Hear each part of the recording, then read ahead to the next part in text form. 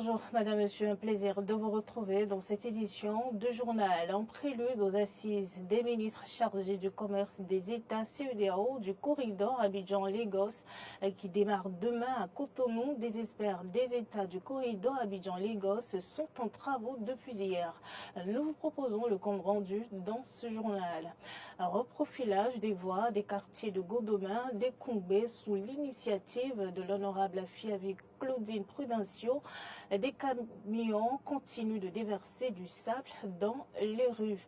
Les autorités nigériennes ont rejeté la période de transition de 6 mois proposée par l'Algérie dans le cadre de la recherche d'une solution diplomatique à la crise politique née du coup d'État du 26 juillet dernier dans le pays.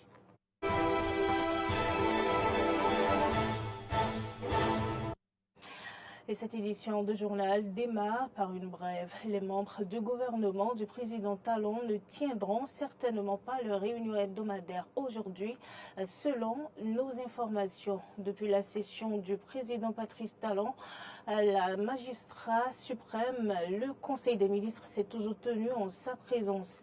Présentement, il serait probablement hors du territoire béninois. Aucune information officielle n'a encore été donnée pour justifier la non-tenue du Conseil des ministres. Des experts des États du corridor Abidjan-Lagos tiennent depuis hier à Cotonou une réunion sur la fluidité des échanges sur le corridor. La présente rencontre, qui va s'achever aujourd'hui même, prépare la rencontre des ministres chargés du commerce des États CEDEAO du corridor Abidjan-Lagos, prévue pour demain à Cotonou. Clémence Tonoucoin pour plus de précisions. Au cours de cette rencontre, il sera question de discuter et d'échanger sur les entraves qui empêchent la fluidité du trafic sur le corridor Abidjan-Lagos. À cela s'ajoute la présentation du projet d'aménagement du corridor routier Abidjan-Lagos, contribution à la libre circulation, au commerce intra-régional et au regroupement économique en Afrique de l'Ouest. Pour le président de la Task Force sur le schéma de libéralisation des échanges de la CEDEAO, Mohamed Ibn Chambas, il s'agira de rappeler les dispositions communautaires sur les procédures de reconnaissance de l'origine communautaire de produits, évaluer les raisons de blocage de cargaisons de marchandises en transit et de produits agréés au schéma de libéralisation des échanges destiné à la mise en consommation sur les marchés nationaux. Aboutir à une solution acceptable par toutes les parties et en conformité avec les instruments communautaires. Proposer les actions pérennes pour une libre circulation sur le corridor Abidjan-Lagos de produits en transit et agréés sous SLA. La persistance des obstacles au commerce sur le corridor Abidjan-Lagos pourrait mettre à mal l'attractivité de la région en matière d'investissement. C'est pourquoi il est attendu des experts des propositions concrètes pour lever ce frein. Les discussions doivent être les plus franches possibles, de manière à ce qu'on aboutisse à des propositions concrètes, des propositions qui nous amèneront à trouver des solutions définitives, sinon palliatives aux difficultés et qui sont constatées ici et là sur le corridor Abidjan-Lagos, dont l'importance n'est plus à démontrer. Elle nous offre l'opportunité de nourrir des réflexions autour de la mise en place d'une meilleure approche pour rendre fluide et réelle la libre circulation des biens et des services sur le corridor Abidjan-Lagos. Corridor qui représente à lui seul près de 65% du trafic commercial du schéma de libéralisation des échanges de la CEDEAO et du transit des marchandises.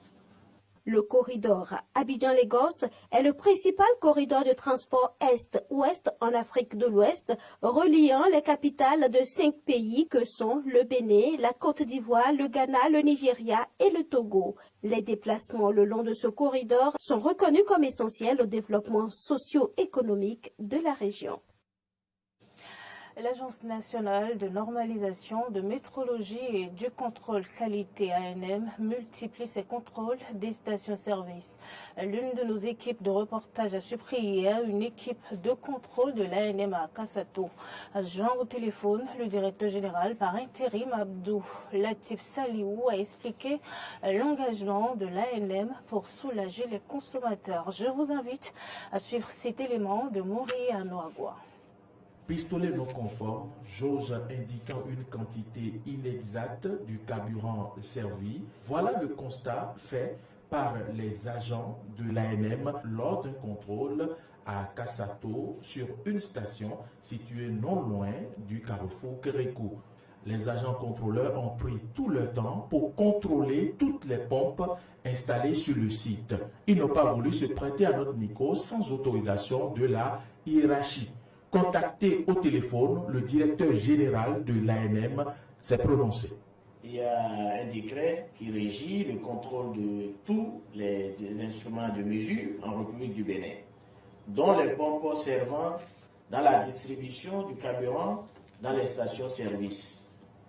Il s'agit du décret 86-216 du 30 mai 1986 qui dispose dans ses articles 8 et 12 que tous les instruments de mesure doivent subir la vérification primitive, systématique avant leur mise en service et la vérification périodique lorsqu'ils sont utilisés lors des transactions commerciales. C'est juste ce que nous essayons d'appliquer sur le terrain à travers la surveillance qui est en réalité une veille qui va à l'avantage de tout le monde, consommateurs comme promoteurs. Nous avons instruit les services techniques depuis un moment au niveau de l'ANM à l'effet de maintenir la veille au niveau du contrôle afin que la juste mesure soit servie aux consommateurs conformément aux orientations de Madame la ministre de l'Industrie et du Commerce.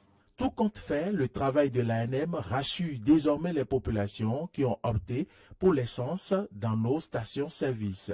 Au finish, pistolet scellé, il ne sera plus possible de servir du carburant dans cette station-service, sauf si les responsables remplissent les formalités au niveau de l'ANM. Le directeur général de l'ANM appelle à la vigilance. Je profite pour ajouter qu'au nombre des instruments de mesure, il y a aussi les balances utilisées dans les poissonneries et autres lieux de vente.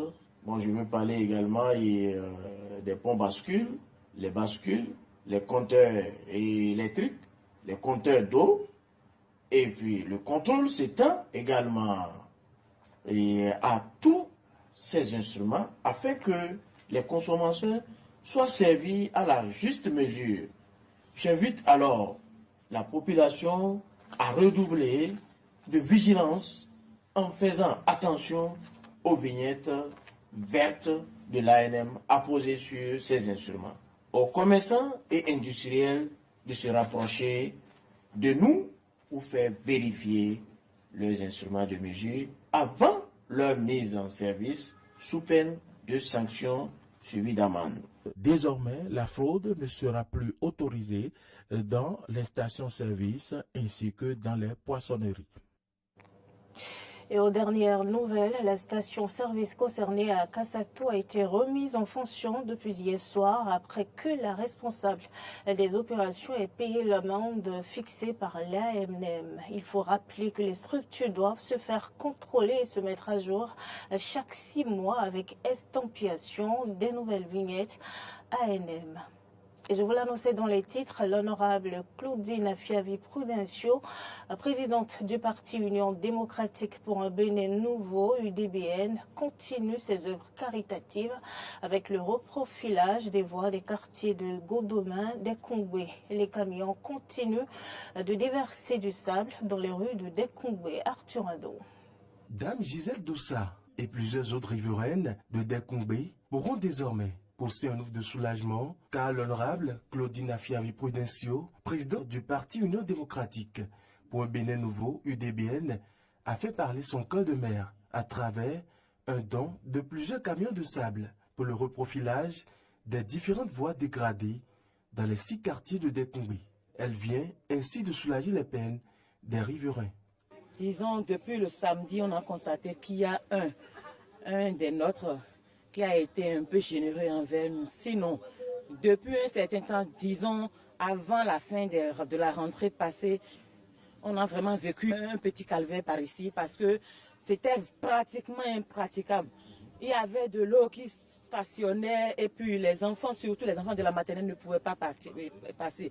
Il y a aussi l'autre côté de l'église aussi qui est pareil. Le quartier d'Ekongbe est inondé et au temps de la saison pluvieuse, les fonds sont remplis de l'eau, on ne pourra même plus passer. Nous voyons maintenant qu'on a commencé par mettre des sables ou bien je ne sais pas pour pouvoir corriger ces choses. Quand il pleut, surtout cette rue, on a beaucoup de difficultés à circuler.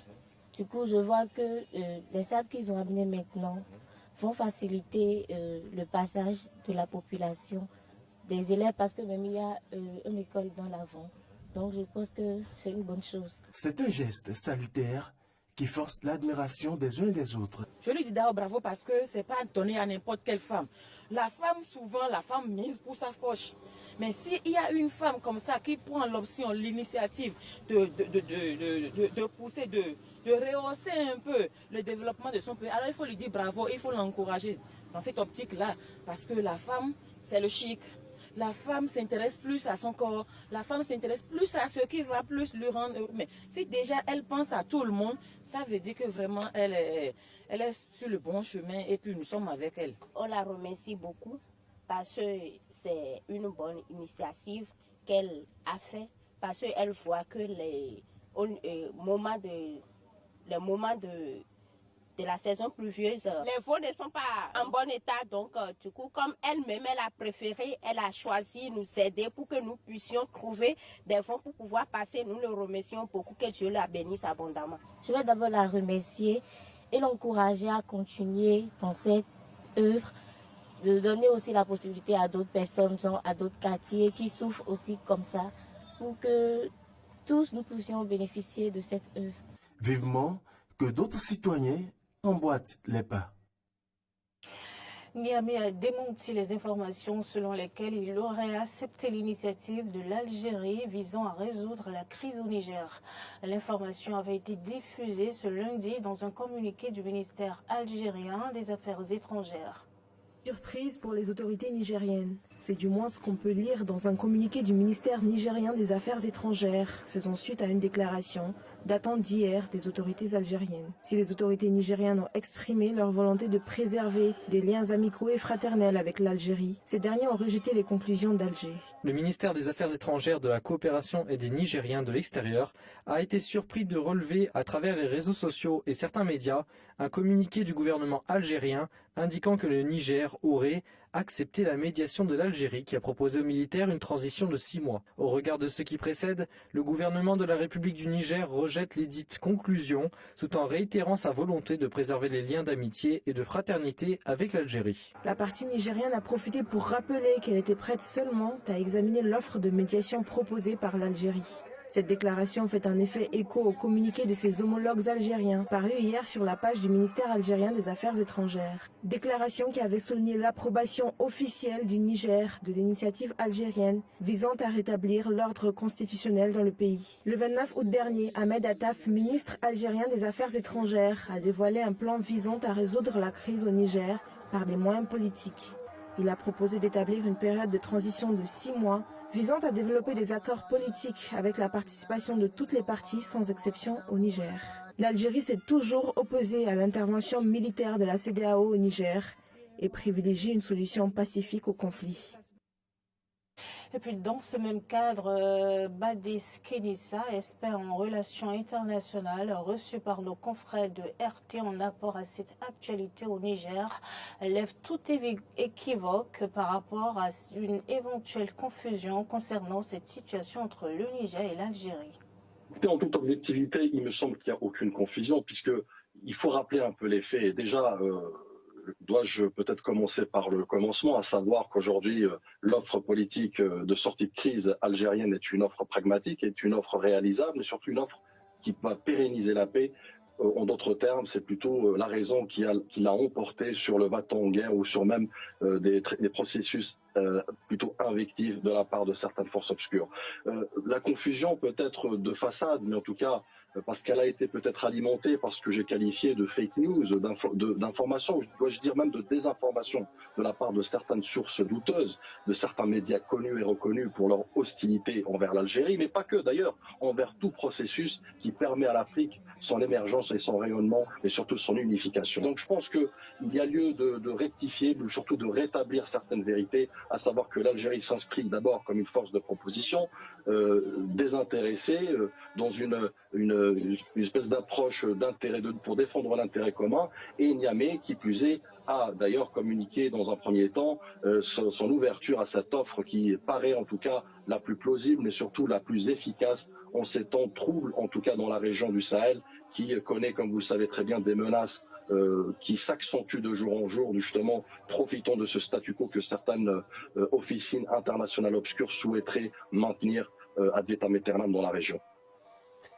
D'après vous, quels sont les points de blocage? Qu'est-ce qui manque aux autorités nigériennes pour qu'elles acceptent cette initiative dans son entièreté? Écoutez, de prime abord, en tout cas, ce que j'entends par en tout cas les déclarations de Niamey, c'est que effectivement, là où il y a une divergence peut-être, et encore une fois alimentée par une espèce de désinformation, c'est que la question de la période de transition où l'Algérie, faut-il le rappeler, avait évoqué à l'époque une période de 6 mois. Bien évidemment, c'est une proposition, comme on l'entend, donc c'est-à-dire ouverte et assujettie à un débat, à une concertation interne, puisque suite à cette confirmation des autorités nigériennes, le président de la République, Abdelmadjid Tebboune, a instruit son ministre des Affaires étrangères à se déplacer dans les plus brefs délais à Niamey pour pouvoir ouvrir les canaux de dialogue et de débat interne, puisque la solution, in fine, sera nigérienne, sera interne, propre justement à la société civile, propre aux dirigeants, mais en tout cas elle sera ou s'articulera autour d'une structure et une ossature qui sera purement politique et non pas militaire ou autre comme certains le souhaiteraient. Donc je pense qu'il faut rester, je dirais, sérieux, mais surtout rigoureux dans ce type d'approche dans lesquelles certains, encore une fois, pays qui souhaiteraient l'échec du processus de paix. Merci infiniment, Madame, Monsieur, d'avoir suivi cette édition de journal. Retrouvez-nous sur l'ensemble de nos plateformes digitales, Facebook, YouTube, avec l'identifiant BNeUDM TV.